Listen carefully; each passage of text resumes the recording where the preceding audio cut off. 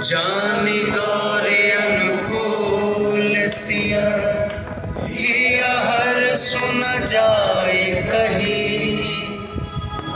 मंजुल मंगल मूल बाम अंग पर कन लगे। बोलो सियावर रामचंद्र भगवान की जय, दशरथ नंदन श्री राम की जय। बोले श्री रामचंद्र भगवान की जय, बालाजी महाराज की जय। अलग अलग खंडों में विभाजन 3.5 वर्ष से एक भक्ति आंदोलन उदयपुर शहर में प्रारंभ हुआ, जिसका नाम है आओ मंदिर चले। इस आओ मंदिर चले की साप्ताहिक एक आरती उदयपुर शहर के विभिन्न हनुमान मंदिर में होती आ रही है, और आज अपने यहाँ पे 194 सप्ताह की ये आरती है।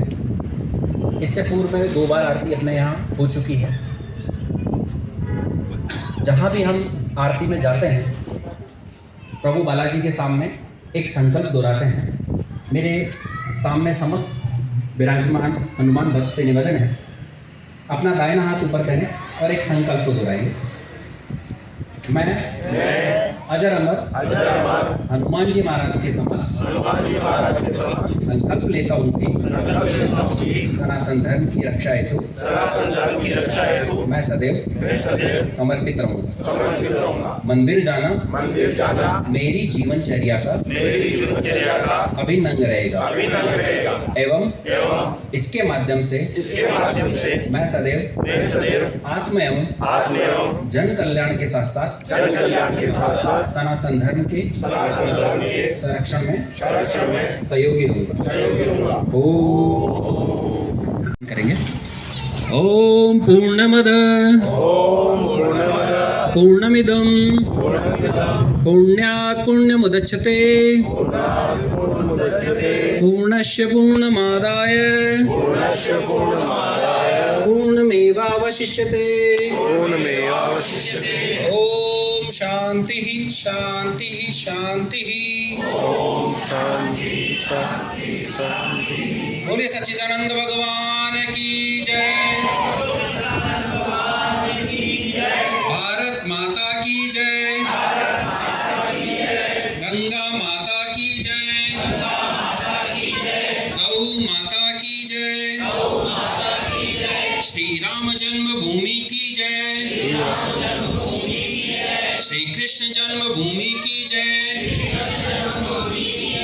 काशी विश्वनाथ की जय। पवन सुत हनुमान की जय। बोलो भाई सब संतों की जय। बोलो भाई सब भक्तों की जय। धर्म की जय हो, अधर्म का नाश हो, प्राणियों में सद्भावना हो,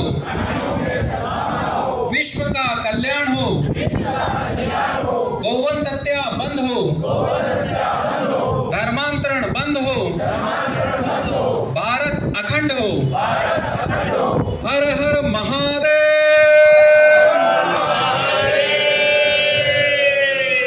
आरती के लिए सभी एक साथ है। केवल पुराना शहर के मध्य में नहीं, ये कारण ये है कि वहाँ चौपाया वाहन जाने में समस्या रहती है।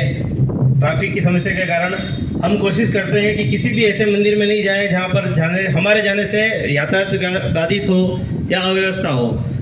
बड़े हनुमान जी राव जी घाटा की टोली ने कहा कि सड़क बंद कर देंगे, आप आ जाओ, यहाँ करेंगे कार्यक्रम। हमारे सड़क बंद करने पे 4 आदमी परेशान और कुछ बोले, तो एक तरह से हम पुण्य का नहीं पाप का भागी बने। तो हमारे किसी भी कारण से समाज के अंदर कोई भी उनको दुविधा नहीं हो, ऐसा सोचकर हम मंदिरों को चयन करके वहाँ आरती कर रहे हैं। बालाजी की भक्तों की उत्साह और उनका उमंग के कारण जून के तीसरे हफ्ते तक आरती बुक की हुई कहाँ होने वाली है, हमने बुक कर रखी है। उसके बाद का क्रम लिखा हुआ है पर उसमें उनको बताना बाकी है। जून के तीसरे हफ्ते तक आरती कहाँ होनी है ये जानकारी सभी को दे रखी है। जैसा भाई साहब ने बताया कि हमारा उद्देश्य ये एक सनातनी एक साथ इकट्ठे हुए, इकट्ठे होकर एक साथ जब प्रभु का स्मरण करते हैं तो जीवन के अंदर कई प्रकार के हमारे जो तनाव है, कई प्रकार के जो हमको संकट आते हैं वो स्वतः दूर हो जाते हैं। सबसे बड़ा एक आज के समय में जो बीमारी का कारण है वो है तनाव, और मंदिर जाने से वो तनाव अपने आप दूर होता है। हम अभी आधा घंटे या 20 मिनट अभी बैठे हैं तो हमारी जो घर गृहस्थी या व्यापार या इसकी जो भी तनाव है उसको घर छोड़ कर आए हैं हम, तो यहाँ एक तरह से भगवान के साथ बैठते हैं। बाद में आरती के बाद हम अपने साथ गप्पे लगाते हैं, तो एक तरह से एक ऊर्जा का संचार होता है। विगत समय से एक विषय पर हम चर्चा कर रहे थे, धर्म के 10 लक्षण। धर्म के 10 लक्षण की जब हम बात करते हैं तो 9 लक्षणों की चर्चा एक बिंदु 2-2, 3-3 मिनट का मैं विषय रख रहा था, और आज धर्म का जो 10वां लक्षण है उसके बारे में थोड़ा सा उसको छुएंगे। जो मनुस्मृति में कहा गया है कि धृति, क्षमा, दमोस्तेय, शौच, इंद्रिय निग्रह, धीर, विद्या, सत्यम, अक्रोधम इति 10 धर्म लक्षणम। तो धर्म के 10 लक्षण बताए गए हैं। ये एक श्लोक है, श्लोक में धर्म के 10 लक्षण आ जाते हैं, और धर्म के 10 लक्षण में से अगर कुछ लक्षण भी हमारे जीवन में आ गए तो हम जीवन के अंदर एक अच्छे नागरिक के रूप में, अच्छे सनातनी के रूप में समाज में हम अपनी एक प्रतिष्ठा, एक सम्मान बना सकते हैं। सबसे बड़ी बात है कि ऋषियों ने जब धर्म के 10 लक्षण बताए, मैंने भी जब हम आरती में आते हैं और हमको कुछ न कुछ ऐसा विषय सनातन के ऊपर आए, जब अध्ययन किया तो 10 लक्षण में पहला लक्षण और अंतिम लक्षण, पहला लक्षण उन्होंने बताया है कि धृति, और जो अंतिम लक्षण है क्रोध, अक्रोध करना। तो एक व्यक्ति के जीवन में बाकी सब गुण हैं पर उसके अंदर अपने क्रोध को नियंत्रण करने की क्षमता नहीं है, तो जो बाकी गुण है वो खत्म हो जाते हैं। तो व्यक्ति के अंदर इन 9 गुणों को अपनाने के साथ साथ 10वां जो गुण है वो बहुत महत्वपूर्ण है, अपने जीवन में हमको अपनाना चाहिए। हम देखते हैं कई बार जीवन में ऐसा प्रसंग हो जाता है कि हमको लगता है कि अगर 2 सेकंड या 5 मिनट रुक जाता मैं, तो कई बार ऐसे ऐसे कार्य हो जाते हैं वो मेरे क्रोध के कारण मैं अगर रुकता तो हो सकता वो नहीं होते हैं। हम सबको एक पंचतंत्र की कहानी ध्यान है, नेवले वाली। वो नेवला अंदर था, बच्चे की रक्षा कर रहा था, सांप आया, बच्चे को उसने सांप काटने में लगा, नेवले ने सांप को मार दिया, बाण निकला तो किसान ने देखा कि इस नेवले के मुंह पर खून लगा है। क्रोध में आया, उस नेवले को ये सोचकर मार दिया कि इसने मेरे बच्चे को मार दिया। नेवला मर गया, अंदर देखा बच्चा खेल रहा है और सांप पास में सांप मरा हुआ पड़ा है। ऐसी कई हमको पंचतंत्र की कहानियां मिलेगी जो पता चलती है कि अपने जीवन में क्रोध को नियंत्रित करने का क्या प्रभाव होता है।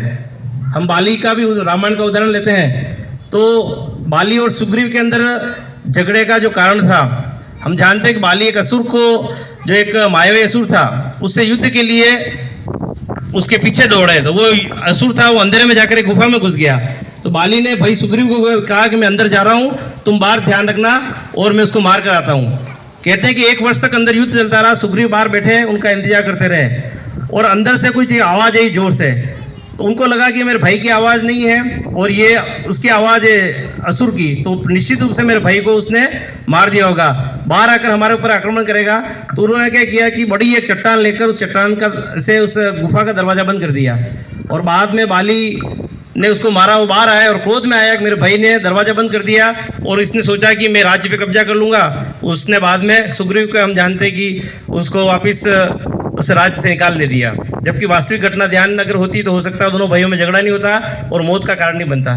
तो जीवन के अंदर हम धर्म के जो 10 लक्षण हैं, इन लक्षणों को पढ़ना और पढ़कर अपने जीवन में उतारने की हम प्रयत्न करना चाहिए। आगे से किसी नए विषय पर एक श्रृंखला प्रारंभ करेंगे। आप में से भी जो ग्रुप में जुड़े कोई भक्त हैं, उनको लगता है कि इस विषय पर चर्चा करनी चाहिए तो बता भी सकते हैं, स्वयं भी बता सकते हैं कि भाई साहब मैं कोई विषय रखना चाहूँगा, तो आप सादर आमंत्रित है। केवल पुष्कर जी बोले जरूरी नहीं है, कोई भी आकर विषय रख सकता है।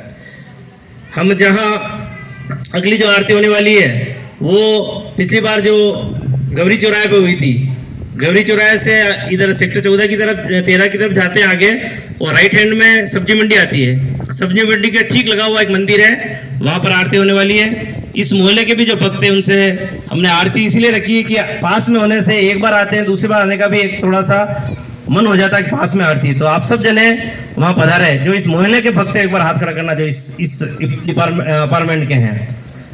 तो आप सबसे आग्रह है कि इस आरती के अंदर अगली बार शनिवार के दिन आधे घंटे के लिए सब परिवार पधारें। मोहल्ले के अंदर और भी भक्त होंगे, और भी सनातनी होंगे, जो किसी कारण से नहीं आए तो वो भी अगली बार आए, ऐसा प्रयत्न करें। नव वर्ष आने वाला है हमारा भारतीय। आरती कीजिए हनुमान लला की, दुष्ट दलन रघुनाथ लला की। आरती कीजिए हनुमान लला की, आरती कीजिए हनुमान लला की।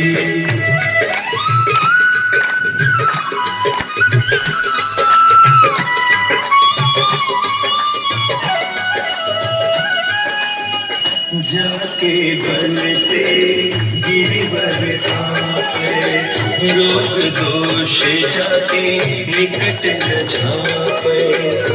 अंजनी पुत्र महाबलदाई, संतन के प्रभु सदा सुहाई।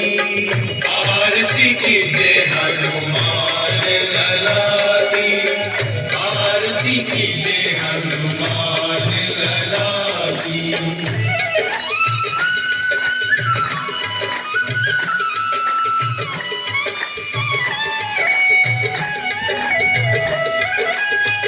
देवी रघुनाथ बचाए, लंका जारी सिया सुधिलाए।